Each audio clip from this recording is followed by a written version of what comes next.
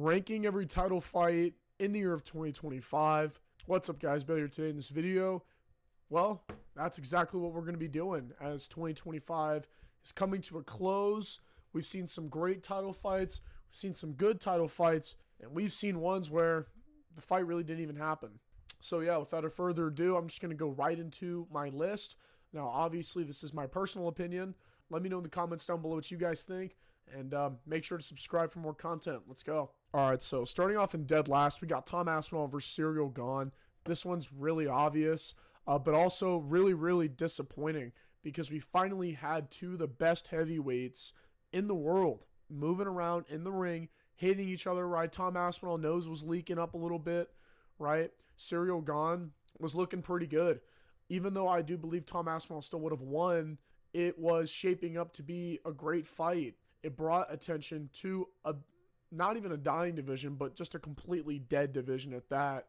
And fans completely turned on Tom Aspinall, right? You know, these guys are moving around in the ring, and Ciryl Gane double eye pokes Tom Aspinall, you know, right both of in his eyes. Tom Aspinall could not see.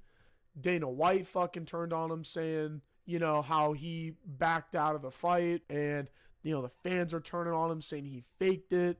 John Jones coming out with a horse with an eye patch. It was crazy, but everyone went from saying Tom Aspinall can beat the GOAT John Jones to now calling him essentially a fraud. So yeah, this fight was really, really ugly, really just like pretty much the reasons why for my next entry, which is Alexandre Pantoja versus Joshua Van. This would have shaped up to a war because they were both throwing the first like 10 seconds. It was also bringing attention to a dying division as Alexandre Pantoja was beating everybody, right? Brandon Moreno, kind of the biggest name in that division that everyone can recognize. He lost earlier that night to Tatsuro Taria. And yeah, and in all honesty, I believe it was a fluke injury for Pantoja. You know, we can't sit here and look at that and seriously say that that would have happened regardless. It was a fluke injury, and unfortunately, there's just not really more than anything else to say about the fight because, you know, it's just nothing really more to say than that. So next one, we got Mackenzie Dern versus Vernon Jandaroba. This was a great win for Mackenzie Dern, but this fight, it was exactly the way we all thought it was going to be. It was just boring. It was super boring on an overall disappointing card, and I'm going to be real. This fight's not very memorable. Not very many people are going to talk about it or remember it. Myself included. So, yeah, moving on. We got Dricus du Plessis versus Khamzat Chimaev. Now, I know that this is going to be very controversial. I know people are going to be like, oh my God, Bailey, you're putting, you know, women's MMA championship matches above this. Like, you know, what are you talking about? This fight was very boring and very forgettable for many reasons. Number one, Khamzat just simply dominated DDP, and that's why it was so boring. Khamzat dominated him with the grappling to a point where for 25 minutes, literally, he was on top of him, and it just wasn't watchable. Now, I watched it, and you know, because I had to, and I can appreciate the high-level wrestling and grappling and controllability that Khamzat Chimaev showed, but from an entertainment perspective, right, from a perspective of like, is this going to be my top 5 this year? No. Is this going to be my top 10? Absolutely fucking not. This probably will not be talked about too much outside of this being known as where he became the middleweight champion. But at the end of the day, this fight was not very memorable. Man, yeah. Next, we got Jack Della Maddalena versus Islam Makhachev. This fight, for the hype that was coming into it, for the, you know, the double champ, right, champ versus champ, Islam dominated JDM, and that also resulted in this fight being very, very boring. You know, JDM got dominated in all facets, and I felt like that it was because Islam didn't do what Belal Muhammad did and just elect to like strike on the feet, you know, and keep things standing. He just straight up was like, nah, I'm going to hold you down. I'm going to grapple you. I'm going to put you in crucifix. I'm going to do all these things to you. Pretty much like literally did the same thing as Khamzat Chimaev. So yeah, man, moving on. We got Dricus du Plessis versus Sean Strickland 2. A lot of people forgot about this fight, kind of myself included, low-key. I feel like that the first fight was better. This fight was overhyped and under-delivered, especially on Sean Strickland's part. I kind of hate to ridicule a specific fighter, especially when they're in the act of fighting, but that was kind of the reality. This fight under-delivered. Dricus du Plessis, you know, he broke Sean Strickland's nose. You know, he got a good win. But overall, this fight's just very forgettable.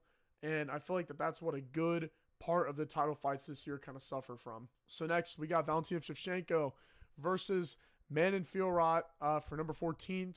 This was a decision win for Valentina. It really didn't surprise anyone. This was just kind of like a run-of-the-mill fight and title defense for her.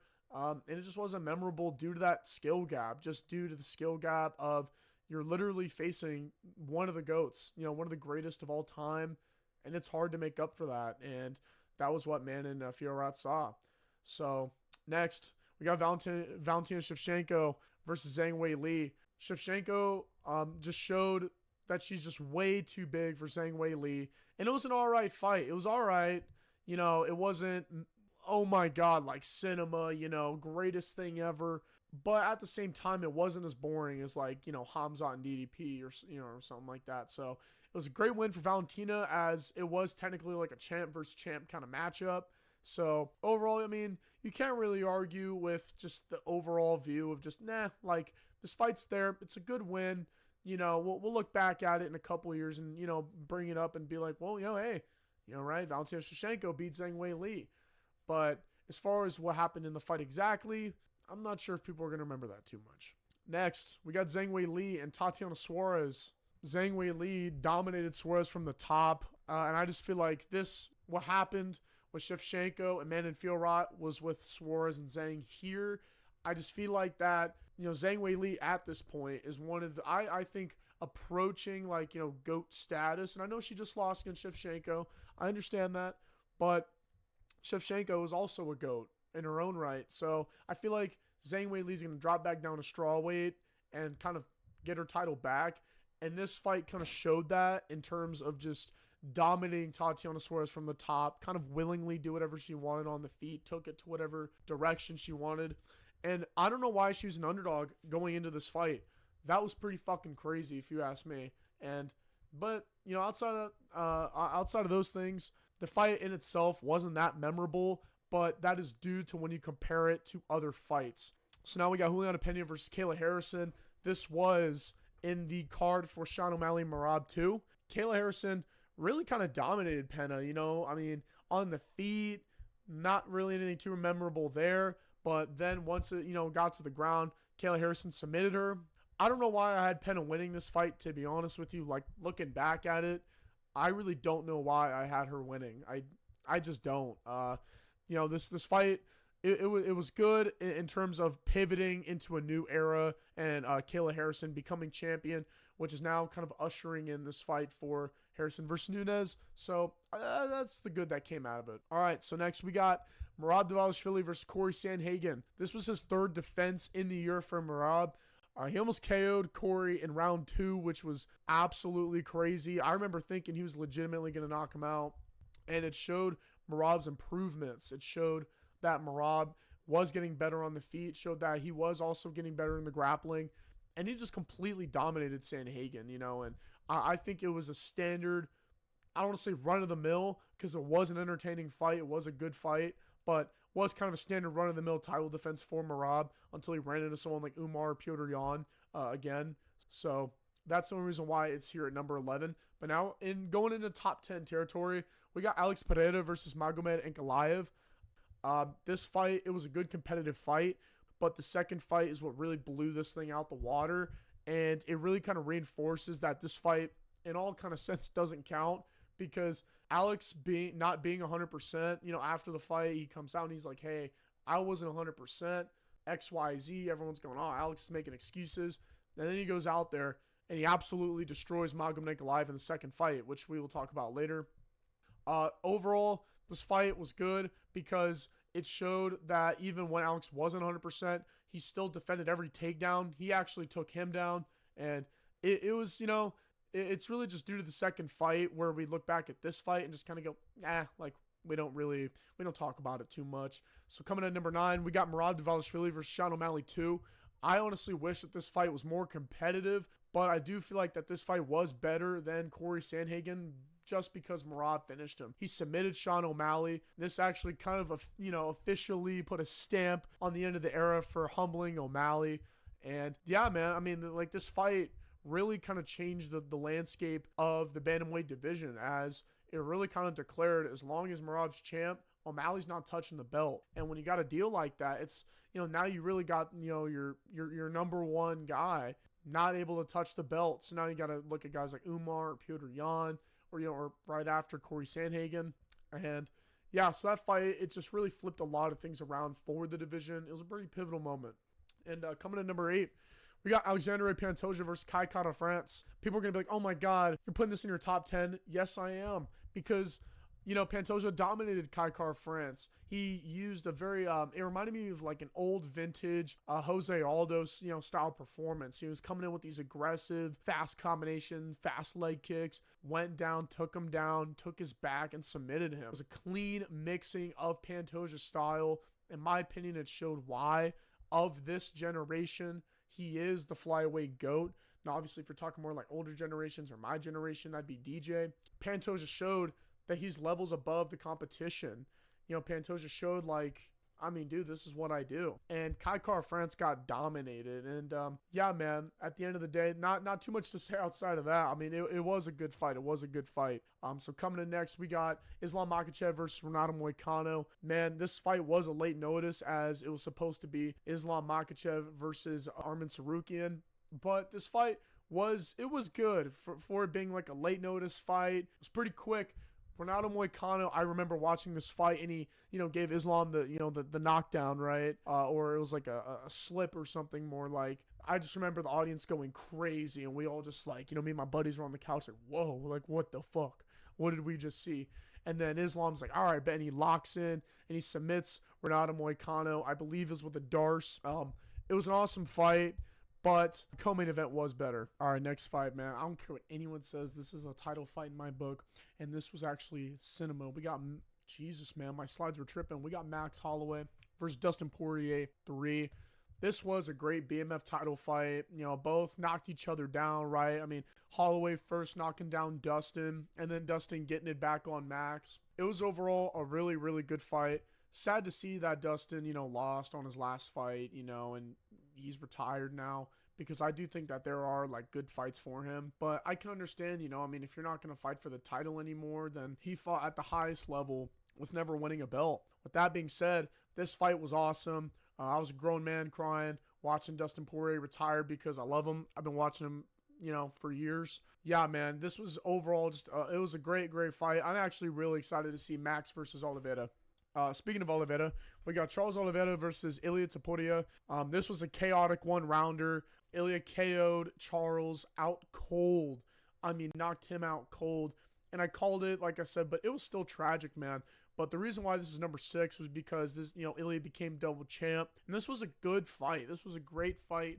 Great knockout, great highlight. But now we're getting into top 5 territory. Now we're starting to get into some shit here. All right, man. Top 5. We got Bilal Muhammad versus Jack Della Maddalena. This was a banger fight.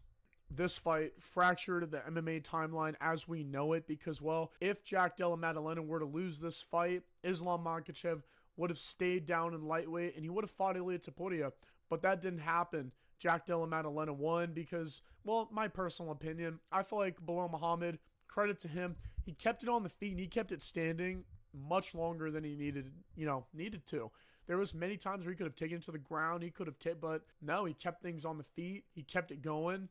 Yeah, man. At the end of the day, I got to give him credit for that. I got to give credit where credit is due.